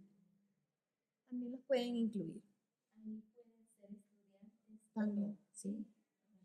Sí. Como grupos de apoyo, sí. Incluso cuando ustedes hagan el documento ya ponen autores, colaboradores, pueden poner a a los estudiantes. Y aquí cuando hablamos de recursos nos referimos a todo el tipo de recursos que se va a necesitar para desarrollar esa acción. Aquí es importantísimo que esté alineado, ¿verdad? Que haya una alineación entre el problema, los objetivos, los resultados, la hipótesis de acción y por supuesto el plan de acción. Tiene que estar perfectamente alineado, ¿verdad? Y aquí les puse que en estas acciones generales, recuerde que cada acción responde a un objetivo específico y contribuye al resultado esperado. Ahí es donde, esta es la clave. Tiene que haber una conexión. Esa acción responde a un objetivo que yo me planteé. ¿Pero para qué? Para obtener tal cosa, ¿verdad? Entonces, ese es bien importante. Pero ¿verdad que sí habría algún tiempito? Porque a veces uno se lo plantea así como con lógica básica, pero cuando llega, mira que es como una hipótesis alternativa que no prueba lo que uno había planteado al inicio. Se podría ir modificando. Sí. Sí, de hecho, la metodología de investigación-acción lo dice. Ajá. Por eso es espiral, porque yo voy, regreso. Sí. E incluso usted se puede plantear varias hipótesis de acción para un mismo problema. Pero lo que pasa es que eso le lleva más tiempo. Eso es lo que les decía yo. Yo preferiría que solo se plantearan una hipótesis de acción, porque se plantean 3. Bien, pero ¿cuánto tiempo van a tardar? Por ahí en la explicación está.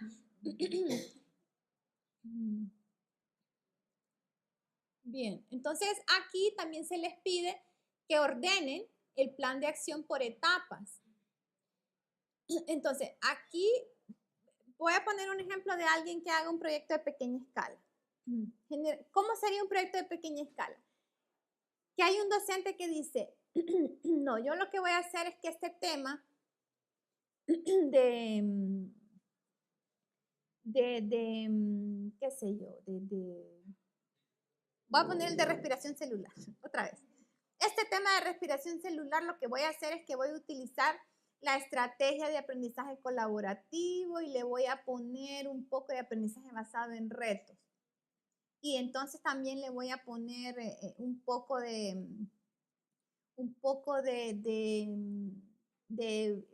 voy a utilizar aprendizaje híbrido. Entonces, esto no requiere diseño de actividad, diseño de recursos. Lo que sí requiere, y todos los proyectos lo requieren, es la programación didáctica de ese tema. Es decir, yo dije, bueno, voy a escoger el tema de respiración celular. Bueno, lo escogí. Entonces, y voy a usar estas estrategias o esta forma de enseñar ese tema. Yo lo tengo que plasmar en una planificación didáctica o en una programación didáctica. No una programación didáctica de toda la clase, solo del tema, ¿verdad? Donde esté claramente definido cuáles son los objetivos de aprendizaje que yo pretendo en ese tema, con esta nueva forma de enseñar. Entonces ahí yo lo plasmo y aquí no necesito, puede ser que yo no necesito diseñar nada, solo diseño mi programación didáctica, pongo exactamente qué voy a, si el tema dura 2 semanas, digamos que el tema de respiración celular se trabaja en 2 semanas en el aula, ¿verdad? Entonces yo tengo que hacer mi programación didáctica, que voy a hacer el día 1, el día 2, el día 3, el día 4, el día 5, no sé. ¿Qué recursos voy a utilizar? ¿Qué actividades voy a utilizar? ¿Cómo voy a evaluar? No sé qué. Y puede ser que los recursos yo los traje de internet, todo, no diseñé yo nada. Entonces, ojo con esto. Esta propuesta o programación didáctica tiene que estar lista dentro de la propuesta, ¿verdad? Dentro de la propuesta, al 14 de julio. ¿Por qué? Porque luego yo voy a implementar eso que dije. Esos son los proyectos de pequeña escala. Ahora, los proyectos de gran escala, que primero, puede ser que yo digo, sí, yo voy a utilizar, por ejemplo, yo voy a diseñar un ebook y yo voy a utilizar dentro de ese ebook la metodología de aprendizaje autónomo y voy a utilizar ¿cómo le llaman? Que es por escalas, Yanni, que aprende y logra y sigue con la segunda, aprende y logra y sigue con la tercera. Bueno, voy a pensar en otra. Entonces voy a utilizar, les decía, aprendizaje autónomo y lo voy a combinar con aula invertida. Entonces, el docente, aparte de que tiene que diseñar la programación didáctica, de cómo va a enseñar ese tema con esas estrategias, tiene que hacer el recurso. ¿Me explico? Entonces, eso le va a llevar más tiempo. Entonces, en la propuesta pone la programación didáctica, va a decir, para enseñar el tema X voy a usar esta estrategia, y me voy a apoyar en estas herramientas digitales, y el día 1 voy a dar esto, el día 2 esto, el día 3 esto, el día 4 esto, no sé qué. Y voy a diseñar tales y tales recursos. Entonces, en el periodo 3 diseña los recursos y en el siguiente periodo lo implementa la propuesta. Entonces, no sé si se ve la diferencia ahí, ¿verdad? Que hay esa parte de cómo yo voy a aplicar esa estrategia tiene que estar plasmada en la propuesta. Bueno, entonces aquí ustedes van separando fase de diseño preparación, la fase de implementación, la fase de validación, si es que aplica, puede ser que no sea necesaria una fase de validación, y una fase de evaluación o medición, y ya, ahí termina. Entonces, ordenarla, porque a veces el docente pone todas las actividades regadas y uno dice, bueno, ¿y esta dónde va? Tiene que ir en orden como cronológico, ¿verdad?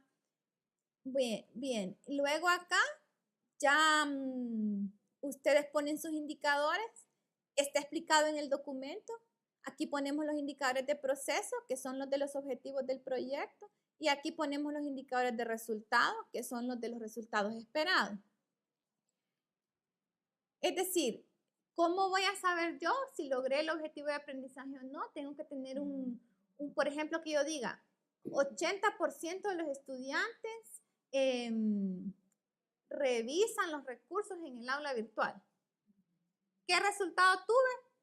El 50% nada más lo revisó o el 90% lo revisó. A eso me refiero con los indicadores. O sea, ¿cómo sé yo qué tan bueno fue o no? Tengo que plantearme los indicadores. Y los indicadores, sean cualitativos o sean cuantitativos, deben poderse medir. No sé si quieren que les encienda el aire. Es que estaba bien helado. Bueno, entonces aquí ustedes ya hacen el cronograma, ¿verdad?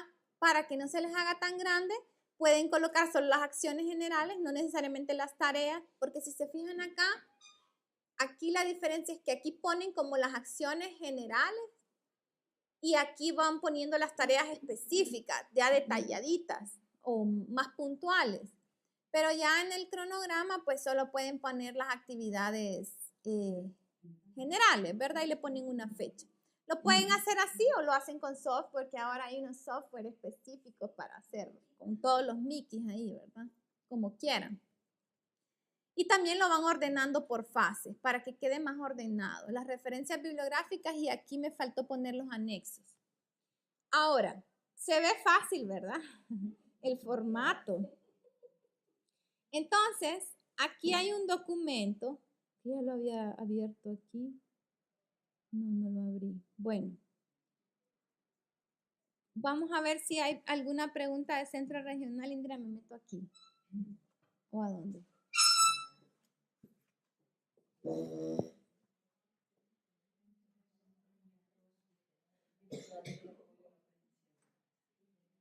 No necesariamente.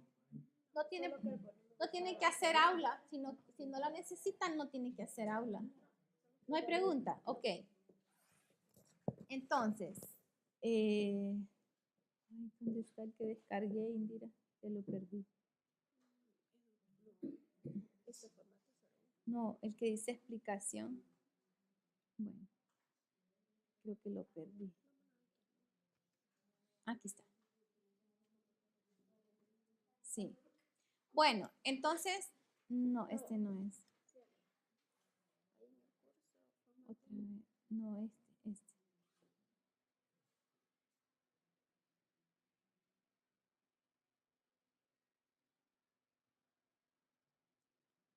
Ay, sí, aquí está. Entonces, este documento, pues no lo vamos a ver aquí todo, ¿verdad? Pero básicamente está explicado en base a la metodología esta de investigación-acción, en pequeño, ¿verdad? O sea, porque la metodología de investigación-acción es un poco más complicada y extensa. Nosotros vamos así como a utilizar investigación-acción de principiante, o sea, empezando con poquito. Entonces, estos son los objetivos que tiene el documento, ¿verdad? Formular el problema, describir la situación problema, diseñar el plan de acción y formular los indicadores. Aquí está lo que se va a hacer y más abajo hay más cosas. Entonces, solo para explicar algunas cosas. Aquí en el problema, nosotros sugerimos que primero se haga una lluvia de ideas de problemas relacionados con la práctica docente o el aula en determinada asignatura. Aquí. Digamos que yo escogí, qué sé yo, una asignatura y en esa me quiero centrar o incluso, no, sí tiene que ser una asignatura. Puede ser que en esa asignatura hay varios problemas que yo quisiera abordar. Tal vez no solo es uno y no me puedo decidir. Entonces yo aquí puedo hacer una lluvia de ideas, ya sea, o sea, es importante que aunque yo estoy trabajando el proyecto de forma individual, no significa que no puedo consultarle a otros docentes. ¿Me explico? Entonces, aquí yo hago una lluvia de ideas y planteo unos 3 problemas, ¿verdad? Puede ser que me salgan 5, pero solo voy a poner 3. Puede ser opcional. Sí, puede ser opcional. Puede ser que usted esté segurísimo que ese es el problema que quiere y ya no necesite hacer no necesite hacer esto. Entonces luego nosotros decimos, bueno, ahora, ¿cuál escojo? Pues, entonces aquí le proponemos, ahí hay unas partes donde se sugiere, ¿verdad? Que haga una priorización. ¿Por qué? Usted puede utilizar criterios como qué tan importante es este problema, qué tan viable es, qué potencial de mejoramiento tiene este problema. Y estos criterios usted se los puede inventar o los puede decidir con los otros compañeros, ¿verdad? Estos solo son ejemplos. Entonces usted dice, bueno, aquí está el problema 1, el problema 2 y el problema 3. Esto es más que todo en los grupales, ¿verdad? Porque en los grupales puede ser que uno diga, no, es que el problema es este y el problema es el otro, el problema es el otro. Entonces vamos a escoger. Entonces ¿qué tan importante es el problema 1? A2, no sé qué. ¿Qué tan viable es el problema? 4. ¿Qué potencial de mejoramiento tiene? 4. Entonces aquí 5 es el grado de mayor, ¿verdad? Entonces, ¿cuál le salió con mayor prioridad? El 3. Entonces dice aquí que en base a estos criterios, el 3 es el que más prioridad tiene y por lo tanto sería el que habría que escoger. En el caso que hayamos puesto criterios, porque a veces pasa que cuesta decidir. Aquí se van poniendo en orden, aquí lo escriben y aquí lo ponen en orden, ¿verdad? Y luego van a tener que seleccionar, bueno, uno que ya está, ya lo seleccionamos. Entonces, en el otro formato 001 lo que van a poner es solo el problema enunciado, no van a poner todo esto, ¿verdad? Entonces ahora aquí nosotros le sugerimos, aquí dice, se le sugiere, ¿verdad? No es obligatorio, pero es una opción que usted puede tomar si quiere. Que utilice la técnica de árbol de problema para caracterizar el problema, delimitarlo, las causas, las consecuencias, etc. Aquí hay un video y aquí está explicado, ¿verdad? Entonces aquí básicamente la técnica de árbol de problema nos va a dar las causas directas e indirectas de ese problema y los efectos o consecuencias negativas de ese problema. Y eso nos va, primero vamos a tener como un escenario bien amplio de ese problema y luego vamos a escoger, después vamos a escoger qué causas voy a atacar y qué efectos, porque ponemos el ejemplo. Digamos que el problema que les decía era que el estudiante, yo digo que el problema, por ejemplo, el alumno tiene dificultad para comprender el razonamiento matemático del tema de la recta, no sé qué. Entonces digo, ¿qué causas pueden tener esto? Y siempre sale, ¿verdad? Mala base que traen los estudiantes. O, por ejemplo, recursos que son muy poco didácticos, no sé qué. Entonces uno puede decir, bueno, de 4 causas, hay unas causas que no podemos nosotros resolver. no tenemos el tiempo, no estamos para eso, porque tenemos que cumplir con ¿cómo se llama?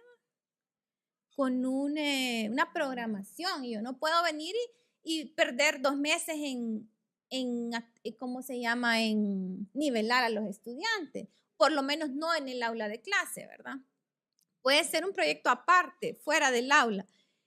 Entonces yo digo, bueno, de todas las causas, solo hay una en la que yo puedo actuar, nada más, ¿verdad? O igual, de todos los efectos negativos que tiene este problema, yo solo puedo resolver uno de esos o una parte de eso. Entonces, aquí ustedes van a tener un panorama bien amplio, pero no significa que es que todo eso van a resolver, ¿verdad? Por eso después se va delimitando.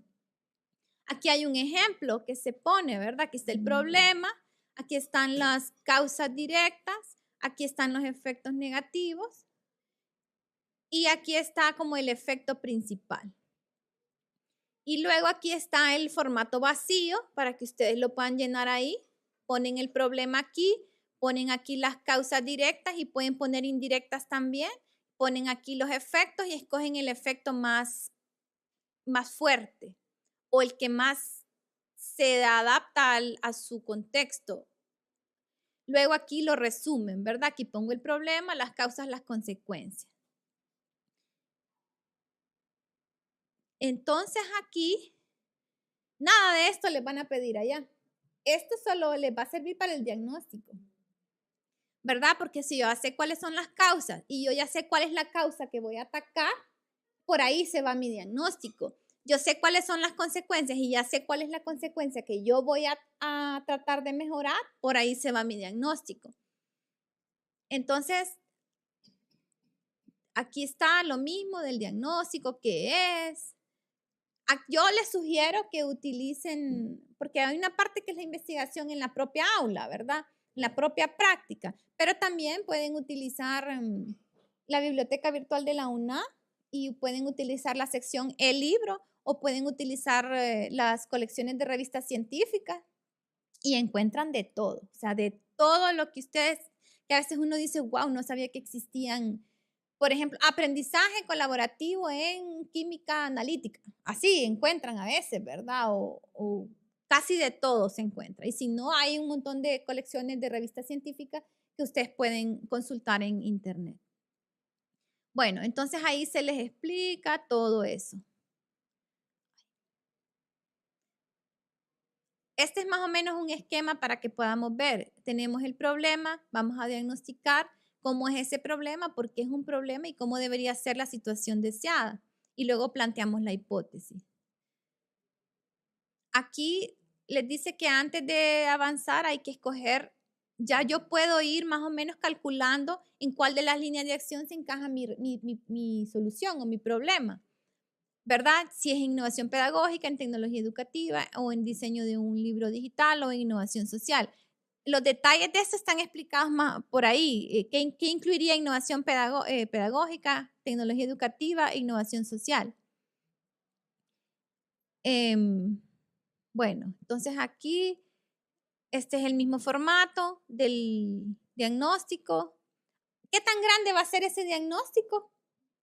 Puede ser que mi diagnóstico solo tenga 2 páginas y en 2 páginas yo claramente puedo explicar ese problema y puedo evidenciar por qué yo digo que es un problema, ¿verdad? Si hay evidencias que son cuadros y todo, lo pueden pasar a anexos.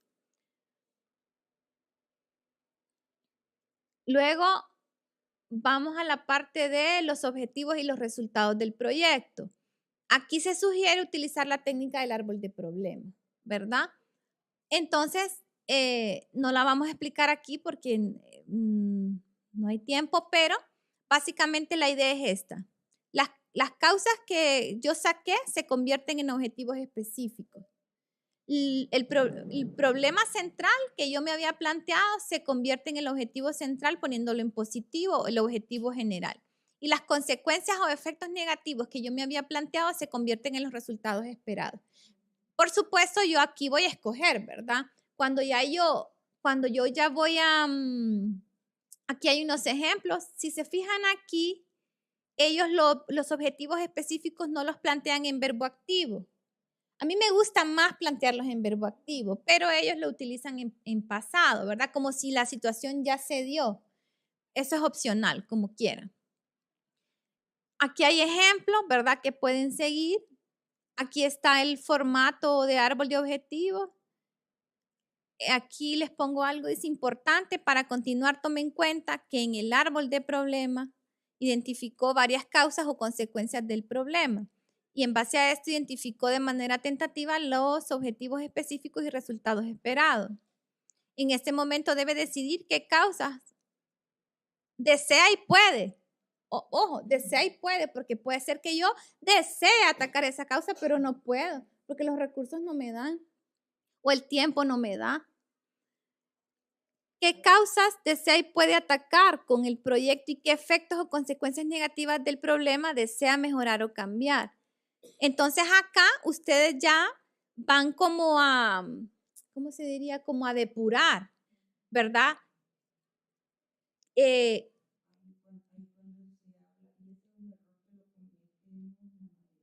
Ajá, ¿cuál?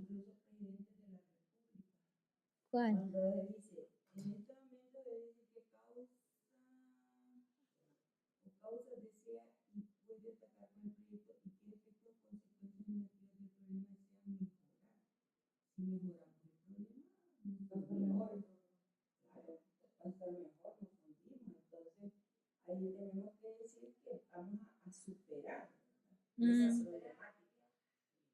Sí, puede ser.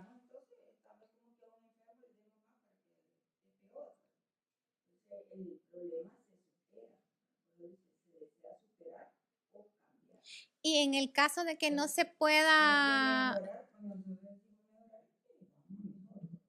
Y en el caso de que no se pueda superar al 100%, sino que tal vez, por ejemplo, las acciones que yo hice contribuyeron a superar, pero solo en un porcentaje el problema.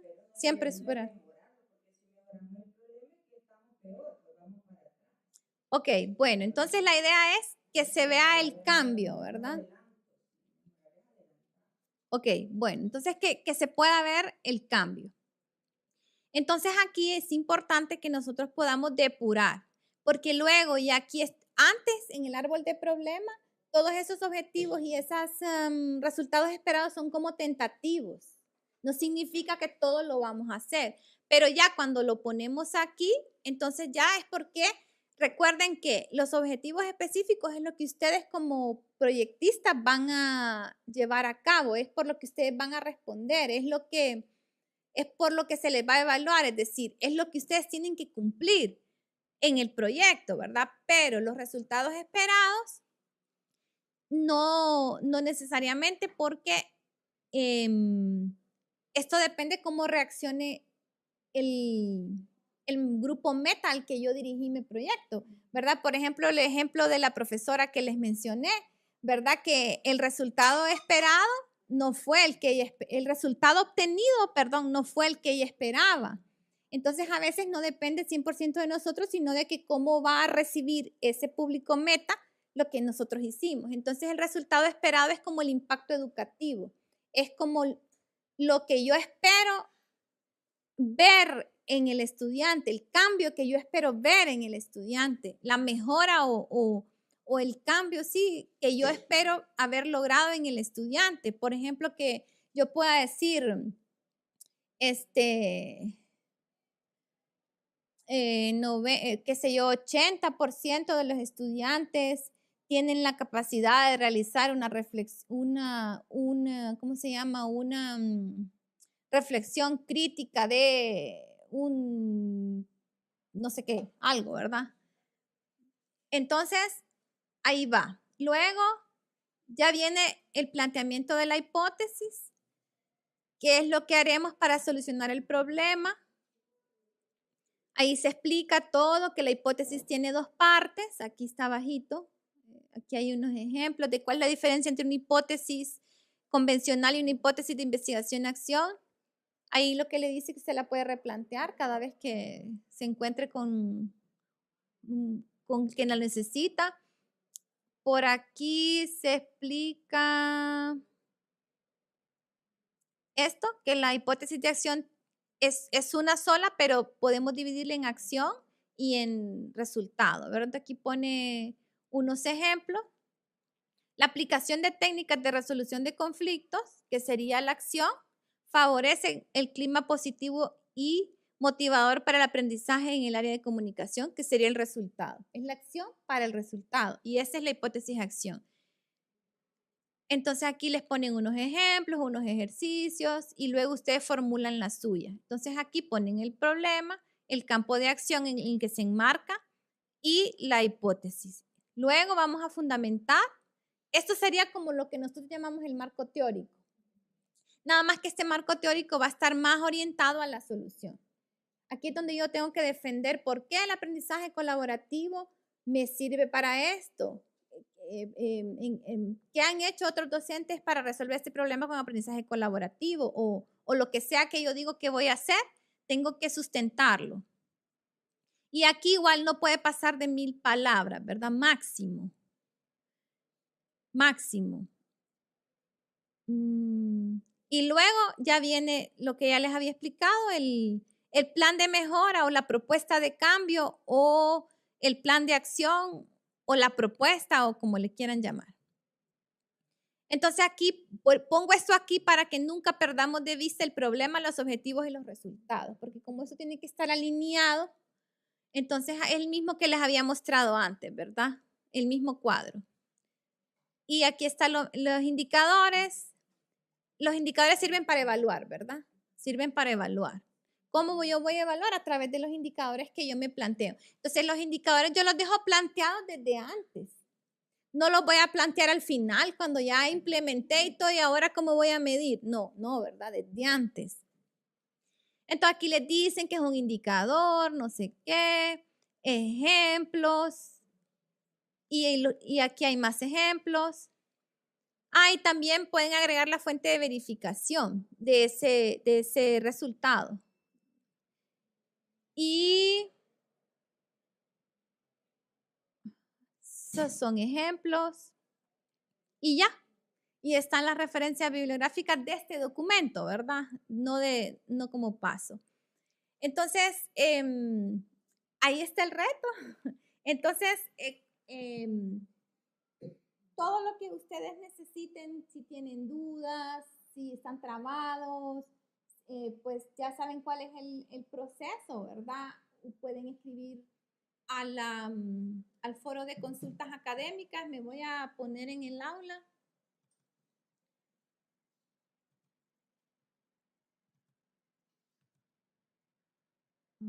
Que se me hizo el aula. Esta, ajá. Entonces, vamos a ir poniendo como por orden de prioridad los medios de comunicación. El primer medio de comunicación sería el foro de consultas académicas. Sí, son cuestiones como un poquito generales. Ahora, si ya es que usted quiere que le revisen su diagnóstico, que ya lo terminó y entonces usted quiere que le den una revisadita, ya no sería por aquí, ¿verdad? Y eso sería mejor pues una visita o me lo pueden mandar al correo y entonces así. Luego, el segundo medio sería directamente al correo electrónico institucional del asesor que se les haya asignado, porque igual se les va a asignar un asesor, porque no se puede una persona con 66 docentes, ¿verdad? Entonces, se les va a asignar un asesor que va a ser el que les va a aclarar cualquier duda, que les va a revisar o lo que sea. Y el otro sería correo electrónico y el otro sería las visitas presenciales, ¿verdad? Que ustedes tendrían que programarlas escribiendo la cita. Entonces, mientras no se les haya asignado todavía el asesor, pues sería conmigo. Ustedes me escriben un correo y me dicen, mire, quiero una cita para el viernes y me ponen la hora que prefieren, ¿verdad? Y entonces yo les contesto. Básicamente ese serían los medios de comunicación. Otra cosa importante que todas nuestras comunicaciones son a través del aula o a través del correo electrónico institucional, específicamente. Pues eso sería todo. No sé si vamos a ver si tengo preguntas de centro regional aquí. Aquí, Indira, no. Si hay preguntas.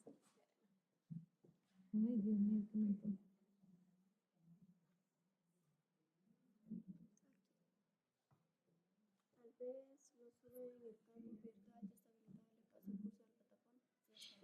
Sí, toda esta información que yo les mostré está subida en el aula virtual. Lo que tendrían ustedes que verificar es si están matriculados. En el caso de que no les aparezca el aula virtual matriculada, entonces ahí me escriben un correo electrónico y me dicen no me aparece, porque ahí tal vez puede ser que el correo estaba mal copiado, le faltaba un punto, le faltaba una letra y entonces no se le matriculó. Vamos a ver. El enlace, miren, esto se grabó, entonces ahorita creo que solo tienen que editarlo un poquito y luego se sube el enlace. Entonces el enlace estaría subido hoy o el lunes. Estaría el enlace donde está todo esto grabado. ¿Qué más preguntas había?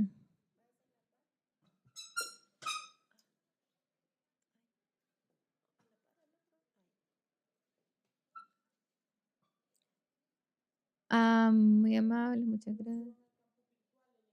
Sí, se va a subir el video. Sí, entonces, si ustedes quieren ver, nos podemos ir a... en el aula hay una sección que se llama participantes. Ellos lo pueden ver, ¿verdad, Indira? Pero si ustedes quieren ver, en el aula al final está una sección que dice participantes. Aquí ustedes pueden encontrar el correo electrónico de todos los participantes y aquí pueden ver, ¿verdad? Quienes están matriculados. Ahí están. Todos los que están ahí son los que ya están matriculados. Tenemos 65, no sé quién falta.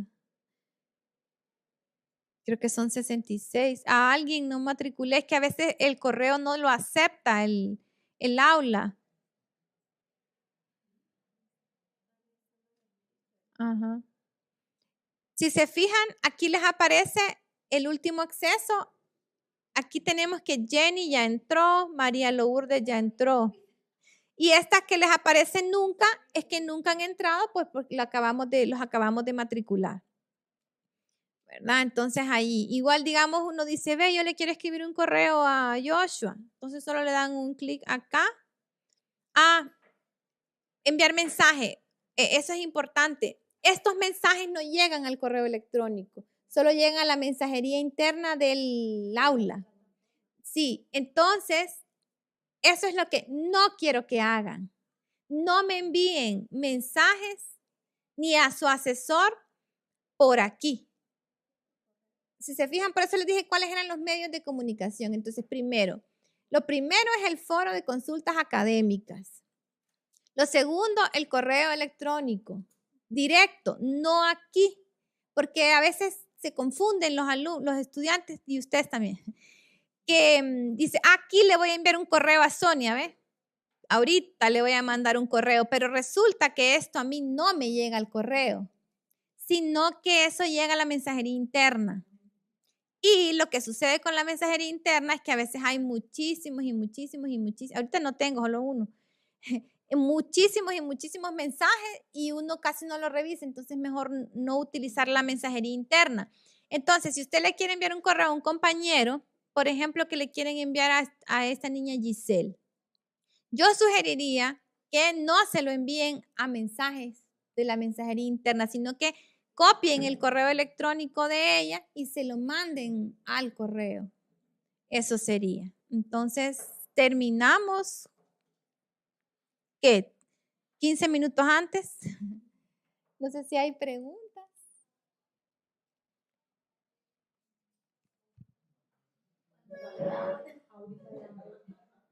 Ahorita quedaron aturdidos.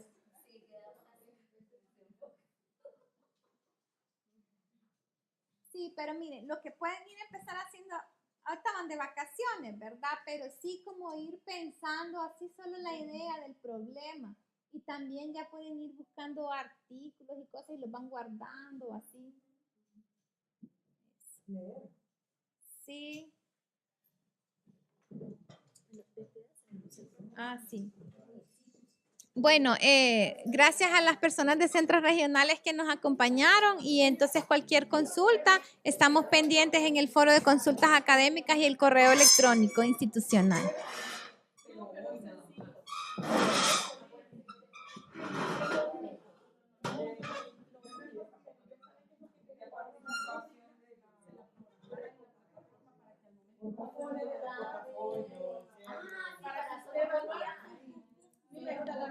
Pero lo que nos hace falta para seguir el programa es, digamos, cuál es el criterio ahí de...